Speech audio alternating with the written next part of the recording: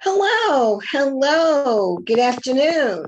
This is Faye, and this is The Joys of Living Great. Today, we have an exciting show for you. We're going to be talking about how to keep joy. We defined last week how to find joy, and this week, we're talking about how to keep joy.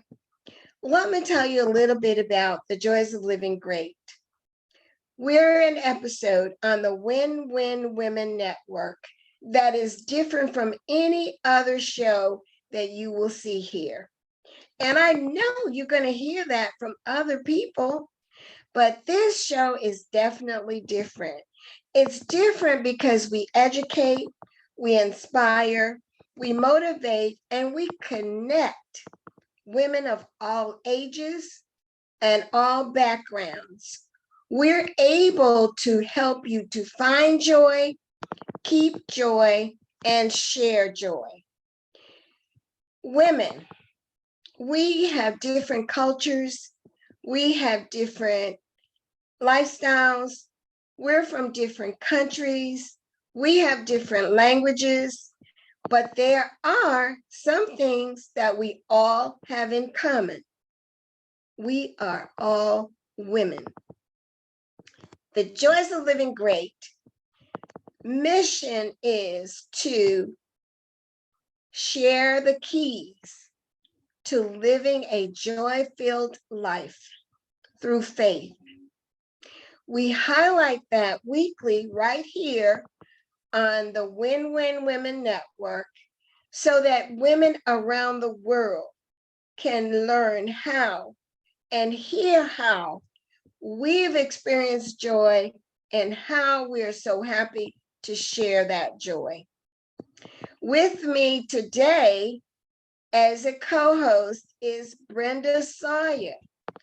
Brenda is always that joyful person that when you speak to her, you can just feel the joy that's within her. Let me welcome Brenda Sawyer. Hi, Brenda. Good afternoon, Faye. How are you? I'm good. How are you? Well, How's I'm your grateful. day going? My day is great. It's going great, and I am That's grateful. that's wonderful. I'm happy that you're having a good day, Yes, but I also know you because I know you personally. All of your days are filled with joy, right? yes, they are every single day. Mhm. So how do you manage to do that, Brenda? Well, every morning that I'm alive, that I wake up to see another day, that makes me joyful. That makes Oh, me that's joyful. great. Yeah, that makes me That's joyful. great. Great. So when you feel within yourself that you're joyful, what kind of feeling is that for you? Well, it's the feeling of being alive, being able to breathe, being able to just go about my day and encouraging other people, being about that joy that I have and spreading that joy to others. How often do you get the opportunity to actually tell people about your joy? I try to do that daily. I try. Yes, I try to do that daily. What has been the most recent experience that you've had?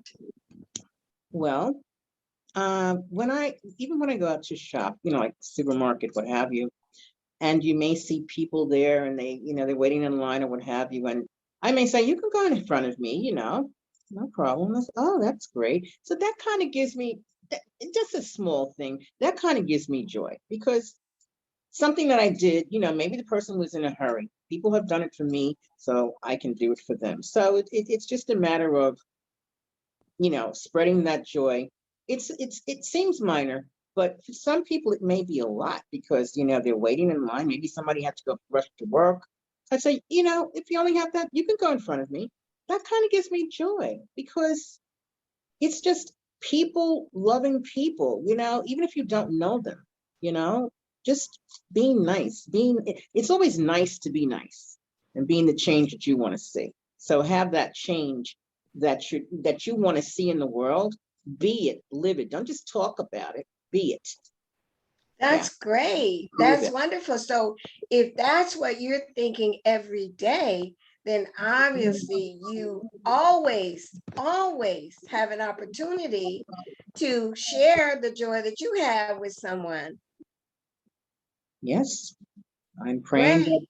that's what happens. I mean, and people will say, "Well, you seem like a nice person." And it's not about it's just about being who you're supposed to be. We're blessed to be a blessing. So I feel that I'm blessed, and I just want to share that blessing to other people and the joyfulness that it brings me to be blessed. Well, every time I see you, you're always smiling. So I know that that joy comes out of you because you always have, and I'm sure, just like the rest of us women, you must have some issues that come up. I mean, things cannot, because life is just not a bed of roses all the No, time. not at But all. every time I see your face, you're Mhm. smiling. That is so contagious. And that is a way of actually showing that you keep joy within you and you're willing to share it. We've Yes. been joined by Lady Regina Smith, who also has some stories about keeping joy. Hi, Regina. Hi, great to join you today. Technical difficulties on my side. Oh, we're happy that you could get here. We're so happy that you're here. And you have a beautiful smile as well. Thank you. Have you thought about any specific things that you want to share with the women of our audience about how do you keep your joy? Well, as you said, Faye, we're all women in life. There are things that are going to cause us to have our ebbs and flows, our disappointments, and sometimes things don't go just quite the way we plan. And sometimes those things can allow our joy to be taken from us momentarily or even on a long term basis. I can't help but think of a book that I read in my management years, and it spoke about a change in management and what happened when some people adapted and others could not adapt to change. And in that instance, one person lost their joy, and in not uh, maintaining their joy, they lost their promotion, they lost their job, they lost other things. So even things like changes, I can think of instances where there were changes in my life, changes in the workplace. And you have to be willing to adapt, willing to know what changes need to be made in order for you to maintain your joy. And it's not necessarily about that circumstance, it's about how you can build on that circumstance. Absolutely. I'm so happy that you mentioned that word because for many, many people, change is like a dirty word. There are many people who can easily adapt to change. There are some people who cannot adapt to change. There are others who just don't even realize what should be done if there is a change. So obviously, if you don't start your life with that positivity of joy within you, then just the slightest change.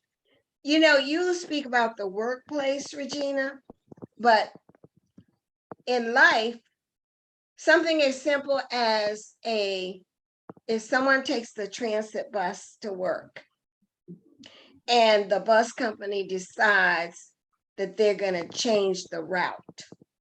Exactly. So the person ultimately ends up still within, walking distance, a few feet or yards of their job, but the way they got there was different. Do you realize that that can affect someone's entire attitude? Of course. And as it goes on, it affects their work performance, Mhm. it affects their socialization, it affects them entirely. And then when they go home, that's another story because Okay. they've been so frustrated at work, right? Oh, exactly. And what I've learned is for growth and improvement, you have to let the small things go. You have to be willing to move forward. And as I said earlier, adapt to change.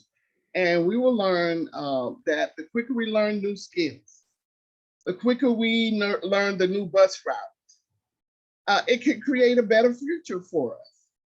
And if you change what you believe, you can change what you do. And ultimately, it will allow you to find and maintain your joy. Absolutely. You are so right. You know, a thought just came to me while you were saying that. That little slight change, maybe going down a different block on the Mhm. bus, could be a manifestation of something really, really great for that person who their first reaction was, oh no, then I gotta go on that bus that way, but you never know. Exactly. You just don't know. So, as you said, if you just don't sweat the little stuff, Mhm. keep focused on the big stuff, Mhm. do what needs to be done, keep that positive attitude, and you will maintain your joy. Brenda, let me just ask you, because you said that you are able to share your joy every day and you try very hard to do that. But let me ask you this. If you are in a situation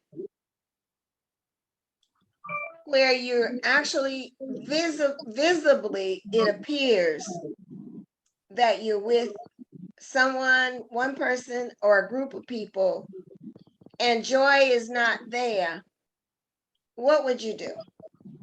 Well, I try to be a mediator. Sometimes, you can walk into a room and, it's quiet. I have a gift to give. I mean, so I um I would start a conversation. I would start a conversation, knowing that you could feel that tension. Just start a simple conversation, and then everybody will tend to get involved. I mean, that's just how I tend to do it. It's like I'm in the middle, and I want to be able to, because the quietness, the tension, you walk in, you can feel it. So you go, hey, let me be that change. Let me go in here and try to do something. Not that it might make a difference, yes, because most times then they are speaking. They aren't, just about the weather.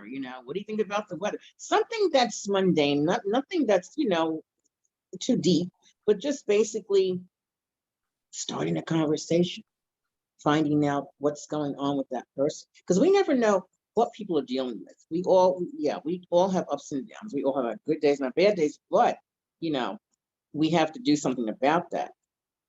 We've got to make it happen. We have to be about it, you know? Mm-hmm. And so, Absolutely. yeah. We are women, and as women, um, well, maybe I don't know. I don't know about everybody else, but there's always more than one thing that I have to do. Always. I never seem to have just one thing on a list of things to do. There's always more than one thing that I have to get done. So we as women do this very, very well Mhm. because we always have more than one thing to do. So we can, dress the kids, feed the husband, put on our makeup, feed the dog, put the bird in the cage, do all of that, and everybody gets out on time. Everybody's got their lunch. Everybody knows what they're doing for the day. And then somehow we have it all together. My question for you, Regina, is how do you find the joy in those kinds of situations? Oh, it's about balancing. It's about balance. You really have to determine what things are important and what things do you really have to lend your immediate attention to. And I got a smile when you mentioned about a bird because I just adopted a cockatiel. And sometimes she's cooperative and sometimes she isn't. And in training her to try to get back into the cage on her own, which that would take one of my tasks away, just to get her trained to do what she needs to do on her own. And it's the same thing as a parent. You want to teach your children how to get dressed on their own, or how to collect their homework and be ready for the bus, or how to make sure that they have everything that they need. And even with our husbands, how to make sure he hasn't left his wallet on the bureau dresser and calls you later to say, hey, I left my wallet. So we have a lot of responsibilities as individuals before we leave the house. So it's about determining what you're going to lend your time to, because time is valuable. Time is valuable. There's some things we can place a monetary value on, but there are some things that's just, once that thing is gone, you can't get it back. But in the interim, as you're doing those things, you got to do it with a smile. And I personally, I give myself positive affirmations. I say, okay, well, Regina, you're still good. Your kitchen may not be spotless. That fell on the floor, but guess what? You don't have time to pick it all up and mop the floor and get out on time. So, you sweep it up and you say, okay, I'll mop it when I get home later. So you have to really understand what's important. And when these things happen, change your direction. Remind yourself, hey, I'm still the best mom in the world. I'm still the best wife in the world. If you don't tell yourself you're the best person in the world, you get out in the public, no one else may tell you that. But you have to tell yourself you're the best person in the world. Why are you the best person in the world? Because God made you. And he said we are fearfully and wonderfully made. And what we don't know, he gives us wisdom day by day, moment by moment, situations by situation. So I go back to my initial conversation. We can't sweat the small stuff. And even in trying to project our joy, to piggyback off what Brenda said, what I found out will also kind of rob you of your joy is rejection. You can try to be the mediator.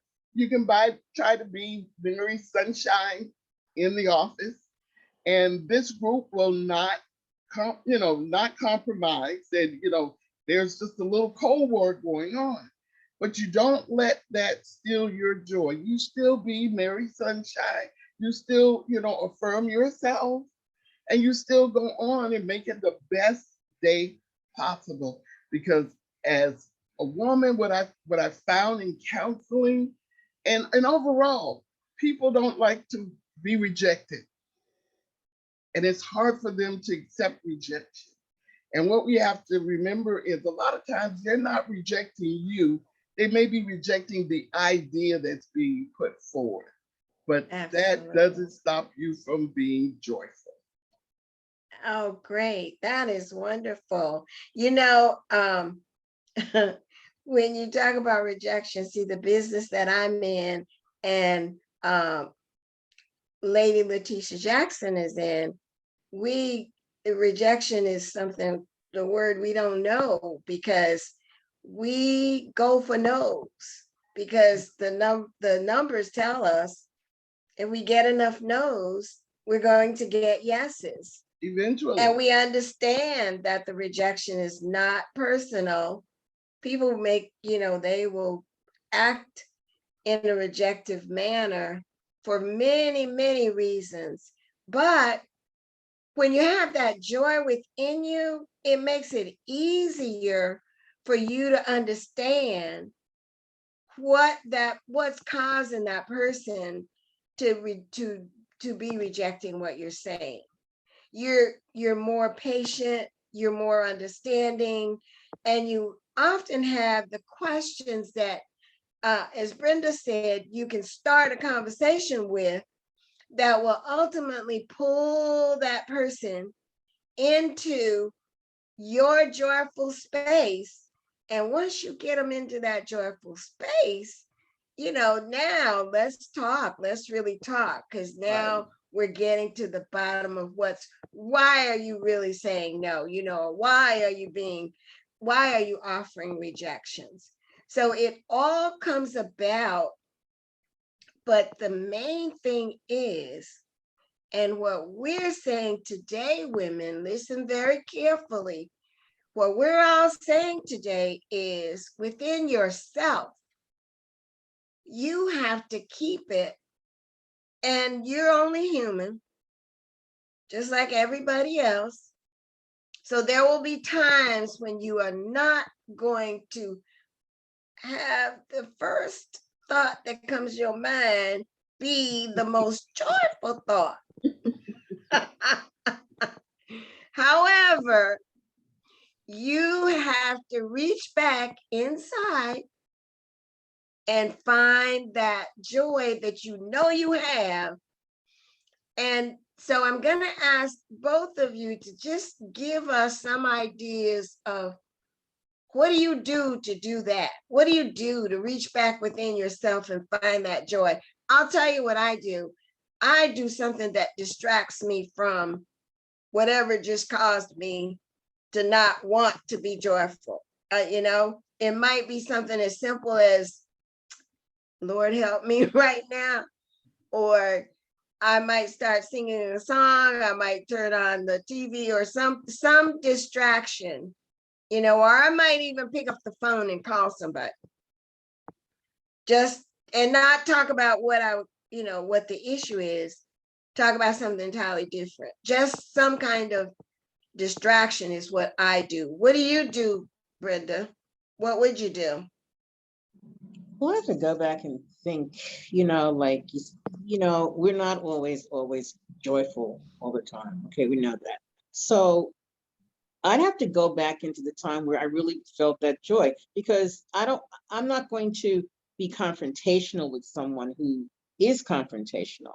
I'm going to reach back into when I was, instead of me saying something, I may say something like you said, Faye, God help me, hold my peace, and God has done that. So I thank him for that. But I really want to go back into that, pull out of that bag, that I have, that bag of joy. I want to go back into that bag and find out, like, when were you joyful? And maybe this person is going through a very bad time, rough time, because we don't know what as I said before, we don't know what people are going through. So since we don't know, we don't want to jump the gun. They may snap at you, but you can't take it personally. Right. You can't take it personally, because it's not, it's something that they may be going through and we don't know. So Regina, if you are faced with the situation, something happens, as you said, something spilled on the floor, you're not able to get it up right now, you're not going to let that stop you. You still got to go on with everything, you have to do. What do you do to reach back inside of yourself to find that joy that you have? Well, I pull from a lot of things. When you mentioned distractions, they tell me that I have a song for everything. If someone is telling me, they're having a bad day or whatever the case may be, I have a song for it. I really do. The Lord just puts a song in my heart, and I can reach back and sing that song, whether it's a hymn, whether it's something I make up on the spot. I love doing that. And it just brings me joy, because a lot of times I have to laugh at myself, because sometimes the songs are so silly, but it does the job. It brings me back where I need to be. The other times I can think of, sometimes it was real poignant with me. My nephew was murdered few days before Thanksgiving. And this was one whom I helped raise in his early, like from birth to 2 or 3 years old. So he was like a son to me. So to hear this, of course, it brings you to a dark place where you don't have your joy. And at the services, I just sat there as people laughed. And my husband approached me. He says, come on, honey, it's time to leave. And I just told him, I said, I feel like my strength is gone. And I didn't mean my physical strength, I meant my joy. I felt that everything that made me joyous the life had been sucked out of me. But it was then I had to remember that I still had family that was here, that I could nurture, that I could be around, that loved me and that I loved them equally as well, if not more. So one of my best places to go when I feel that my strength or my joy is diminishing is family. Family, whether they're right there in the home, phone call away, whether they're in another state, we have the technology now where we can zoom in and see our cousins across the mile. We can text them and we can send an emoji.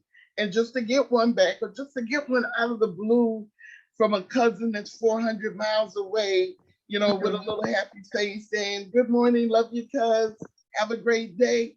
That brings me great joy. So there are just a plethora of things that I do when I find that my strength is gone, but I realize more than anything that the joy of the Lord is my strength.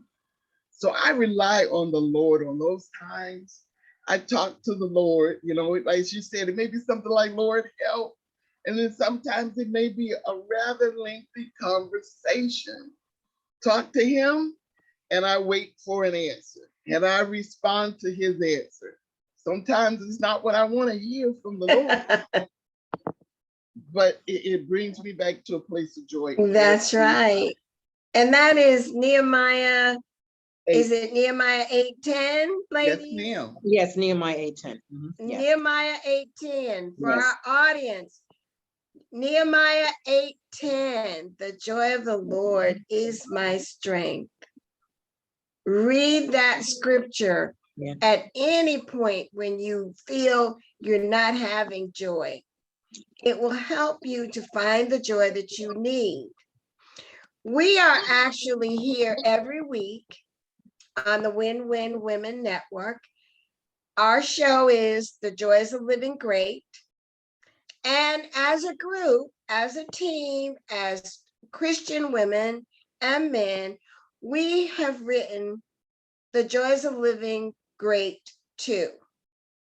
The book is available within the store on winwinwomen.com. I'm pretty sure that it's there now. It should be there.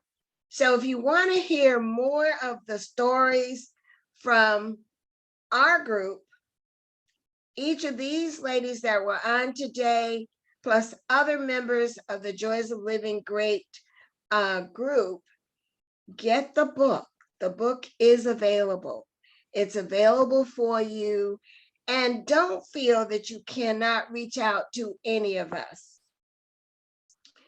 Lady Regina Smith has certification in counseling, if that's one of the things that you require. Brenda Sawyer is an accomplished, trust me when I tell you, accomplished author, Amazon bestseller. I think at this point she might be an Amazon international bestseller. She has several books that are out, and you can find her at brendasawyer.com. Do a Google on Brenda Sawyer. You'd be surprised at the many, many things and the many projects that she's involved in. We want to encourage you. Don't forget, this is The Joys of Living Great. This is where we find joy, we keep joy, and we share joy. Yes, we do.